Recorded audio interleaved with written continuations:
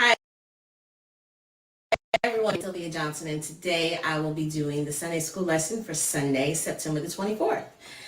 The Sunday School lesson is an everlasting covenant. The Bible basis is from Genesis, the 9th chapter, the 8th through the 17th verse. The Bible truth: the believer can be assured of God's protection in the future. Memory verse: and I will establish my covenant with you. Neither shall all flesh be cut off anymore by the waters of flood, anymore be a flood to destroy the earth. Genesis, the 9th chapter and the 11th verse, and that is the King James Version. So first I want to say welcome, and I apologize. I'm about 15 minutes late today.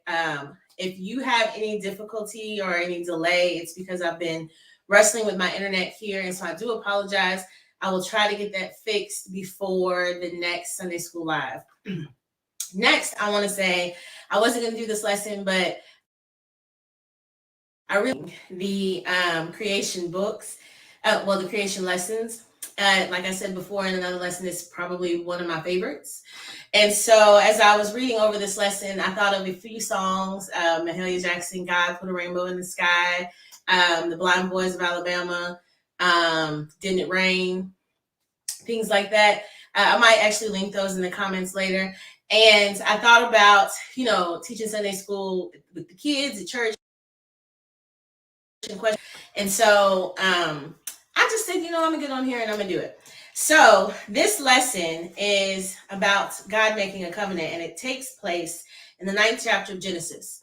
And the lesson picks up at the end of a well-known popular Bible story, Noah's Ark.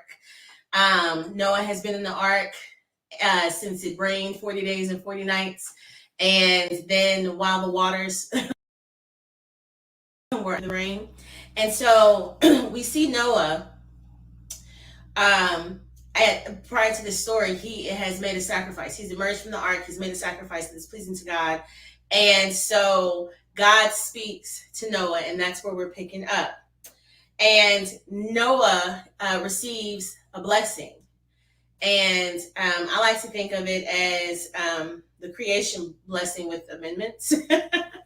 And so the blessing he receives, if you want to go back and read it in the beginning of the chapter 9, is similar to the blessing that Adam and his wife received when God established him in the garden. And so this lesson picks up immediately following that blessing. So starting in the 9th chapter, the 8th verse, it says, and God spake unto Noah and to his sons with him, saying, and I, behold, I establish my covenant with you and with your seed after you. And so after they've emerged and done the sacrifice and received the blessing that God has given them, and he's saying, I'm going to establish my covenant with you. And not just with you, but for all of your children following. So God is going to make an agreement. Now, covenants in the Bible are agreements that are made, and your Sunday school lesson tells you that it comes from the word cutting. And so it's two pieces coming together, or something being brought closely or joined. And so God is joining his acts with someone else, and that someone else would be Noah and everyone else that follows. Because at this point, it's just Noah, his wife, his sons, and their wives. And so the covenant for him and all future generations, or anyone that comes from that line, which is everyone. And so God is joining them together in an agreement. And it says establish. And I wrote down that word because to establish something, it's not just saying, hey, I'm going to do this. Or I'm telling you something and it's going to be like this. It is the solid firmness, and it's an intense agreement. It is significant and holding and binding. And so God is not just throwing out some casual speech. The words that he used indicate the significance and the validity of what it is. So in Genesis 9, the 11th verse, it says, Genesis 10, it's 9 and 10, it says, of the fowl, of the cattle, and of every beast of the earth with you. from all that go out of the ark to every beast of the earth. So this agreement that God is making, I've already said that it's for the people that come after Noah's generation, but it's for you, it's the seed after you, it's for the birds, all the creatures, everything that lives on the earth. I'm going to establish a covenant.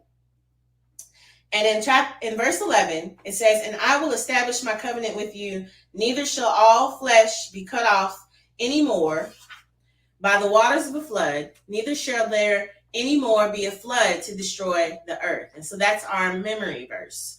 And so he makes verse.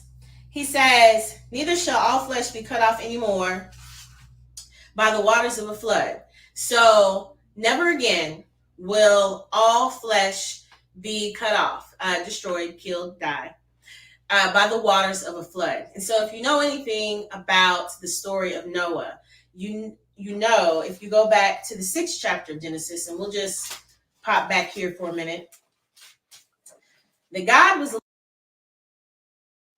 actually, that's an understatement. God was very, very disturbed and very upset with mankind. And so I just have highlighted here the 5th chapter, the 5th verse through the 7th verse. But go back to the 6th chapter of Genesis and read the story of how God came to the point of creating the flood. In the 6th chapter of Genesis, the 5th verse, it says, "And God saw that the wickedness of man was great in the earth, and that every imagination of the thoughts of his heart was only evil continually. And it repented the Lord that he had made man on the earth, and it grieved him at his heart. And the Lord said, I will destroy man, whom I have created from the face of the earth, both man and beast, and the creeping thing, and the fowls of the air, for it repenteth me that I have made them." And so God was looking on the actions of those who lived on the earth, and he saw that every thought, anything that came to their mind, any action that they did, any whatever, all they did was evil. This is not. It was never a time where they just acted right. It was always disruption. And so he looked at all of that and he said, I'm going to destroy all of it. The people, the animals, the creatures, because for it repenteth me that I have made. I turn away from that thought. And so think about the change in the position of God's thinking at this point, because we talked about in creation how God looked at everything and it was good. And now we're here at Noah, and he's looking at it and he's like, it's just evil continually. And now I'm turning back from my original plan and making them. I don't like it anymore. And so he decides to destroy all of it. Well, after he does that, and you can read the story of how he commissions Noah to make the ark. After he does that, here we are with Noah following the flood when God has dried up the waters. And he's telling Noah, I'm never going to do that again. And statement to make. This will never happen again. He says in 11, neither shall all flesh be cut off anymore by the waters of a flood. So this act that he had the notion to do, and we're only, 9 chapters in the Bible. So early on, we had grieved the Lord so much with our actions that he wiped it all out. And then he says at that point, I'm never going to do this again. He says, neither shall there any more be a flood to destroy the earth. And so it sounds redundant. And in some of our minds it might be, but it's actually 2 points. And so one, I will never destroy all flesh on earth by drowning them in water. And then there won't be a flood to destroy the earth. And so you have to remember, water is a powerful thing. And too much of anything. And so the word flood means a deluge or overwhelming amount. And so he's saying he won't send anything in that mass, in that large amount to destroy the earth. And so, put it in the context of water, right? Too much water will drown you. But if he sent, rocks falling out of the sky to destroy us, he's saying he's not going to do any of that. It's a very powerful statement, because you see in the 6th chapter that we were only capable of evil. It was all we wanted in our hearts to do was what was wrong. And so God is making a bold statement here and saying, that's not how I'm going to do this moving forward. And he's very bold in saying it, because as we go through the lesson, you realize he says it multiple times. And so moving on to the 12th verse, we're in the 12th verse. And God said, this is the token of the covenant which I make between me and you and every living creature that is with you for perpetual generations. And he's repeating, I'm making a covenant between me and you, all the creatures here. And it says for perpetual generations, forever, continuing generations, generation after generation after generation. This is, and so, like in today's culture, we use token as a bad word. You don't want to be a token. But what God is saying here is, no, here's a sign. Here is, I have signal, flag, beacon. Your Sunday school book I think says miraculous sign. And the point that I made in my notes is it was meant to be seen. This is not an underhanded thing. He intends for us to see the sign. And he says in the 13th verse, bow in the cloud, and it shall be for a token of a covenant between me and the earth. 1, repeating the covenant. Okay, remember that he repeats it again. He says, I set my bow in the cloud. And so a bow, it means a bending or an arching. And so later on, it'll be like a weapon bow. But God said, I set my bow in the cloud. And so his bending, his arching. And we know that to be, and we also know that we don't make rainbows. It's his bow. Okay. So that is his token, the sign that your Sunday school book calls a miraculous sign, and something that, like I called the beacon, the flag, the look at me, look at me, look at me. That is what he sets in the cloud for a token. So you can see this as the sign. Many times in the Bible, when God gives his word or says what he will and will not do, when he makes it. This is all, the whole lesson today, the dialogue is all God. Many times God gives a sign so you will know that this message, and he says he's going to put his bow. So he's going to put his arch, his bending in the cloud. And that sounds silly, but now all of us, I hope, have seen a rainbow in the sky. Like you just look at this colorful arch, and it's never going right like this. It'll be curved a little bit, it'll be bent like this, but it's never like a flat line. It's an arch. It's his bend in the clouds. And so we go to the 14th verse, and he says, and it shall come to pass when I bring a cloud over the earth that the bow shall be seen in the cloud. And so he's describing the times when you will see this token. And I hope that all of us can vouch for you when you look up in the sky, you see the clouds. And remember now the scientists have told us what the clouds are, and precipitation and so on. But even sometimes when it doesn't really look cloudy, it might just be slightly mist or whatever, you'll still see that bend.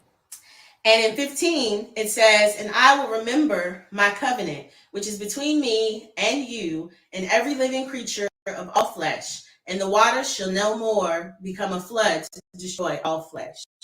And I wrote here a couple of things. So the bow is there for us to see God's promise. Here can I get it out? He said that's what it's for, but then he also tells us perpetual generations for everyone after you. And when they see this, I will remember my promise. God saying he will remember. And so the thing that I wrote here is, why does he need to remember? We know that God does not forget. He's all-knowing, right? And he doesn't slumber. He doesn't sleep. So why does he need to remember? And it's not him The thing that is wonderful about God remembering, it also means to bring it to the forefront of their mind, to think fondly on. And I think I don't know if ironic is the word I want to use, but it's beautiful that God will look on us. And I'm sorry because I think we're having some connection issues.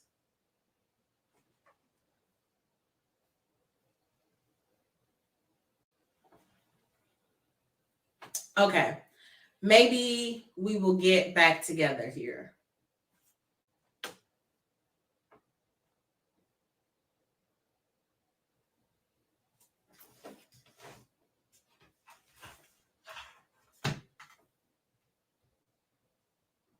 Okay, I'm going to try it.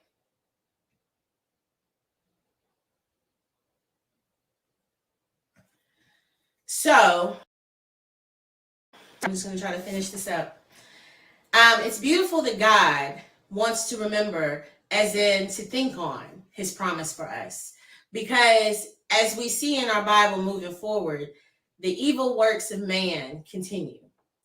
And he could have said, scrap it, we're going to keep erasing this until they get in line. But he chose not to. He chose to put a sign that would be a reminder for us, but also would bring to him positive thinking towards us. And instead of looking at us like he did in chapter 6, where his thoughts were, I can't believe I made these things. Like, I don't want to do that. Uh-oh. Okay, well, we're back. Instead of God looking at us, and I'm talking about us from him remembering, since we got a little disconnection there. God put the bow, him to remember towards us, so that when he looked at our evil acts and things that we do wrong, because through the rest of the Bible, there's lots of negativity in our behavior moving forward, he would see that sign and he thinks positively towards us. Instead of thinking of us like he did back in Genesis 6, where he's like, I hate that I made these things. And so we look at that sign, and a sign, not that everything is great and everything is perfect, but it is a sign of God's love, grace, and a sign of his forbearance towards us. And I like the word forbearance because I looked up a bunch of words trying to think of what would be a good fit. And, forbearance is about patience and self-control and temperance. But also another definition about forbearance, it's about abstaining from something you have the legal right to do. And so God has every right to wipe out the earth. But instead, he looked at sign, and instead of being not worth living, he looks fondly on us. And he thinks positively about his promise towards us. And so we are blessed by the sign that he has left us.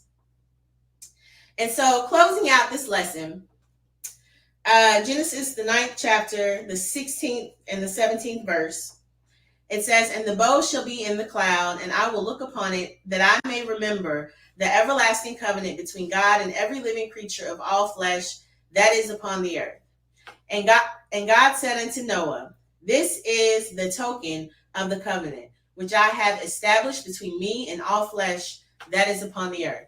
And so he makes that statement about the covenant 7 times. So completion. Okay. And so I wrote that God initiated the agreement, he signed the agreement, and he sealed it. Important to note that typically in an agreement between parties, each party brings something to the agreement. God didn't require anything of us in this agreement. He made the promise and he provided the sign for which it was done and the conditions.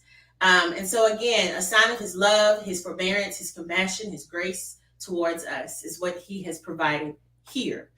And it's very important to note that he means for that. And I was thinking about this when I was looking at the other lessons, and all of this creation book is about how God spoke things into existence and how God's power was and how powerful his word is. So when he says something, it is set. Sometimes we will speak things I hope you all can hear me.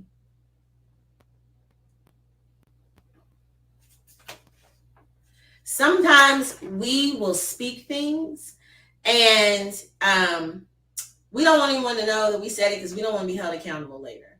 And we don't want anybody checking up on us to make sure it got done or it didn't get done or whatever it is that we said we were going to do. But when God speaks, he intends for his word to be solid. And it's like we said before when I talked about what does the Bible teach us about the word of God? It does not return to him void. Shall I not say it and it not make it so? So when he said, I'm never going to do this again, we could cash that check that day. He's never going to do it again. And looking forward all the way to today, he hadn't done it. And Lord knows we've given him plenty of reasons to be disgusted with us. So it's a very, very short and simple lesson, but it speaks so much to the word, his honor, his integrity, his grace, his forbearance to us, that he has made a promise that he would never destroy the earth or things that live upon it in that way. And he has honored that promise and continues to honor it today. So I apologize for the poor connection. I'm so sorry you all are having a hard time. I have tried to get this set up fixed before the next live stream though. So stick with me. I will not be live streaming Sunday school next week. I have some videos with Kenisha that I need to get edited, and I will put those up because they are about creation. And so look forward to those coming up in the next week.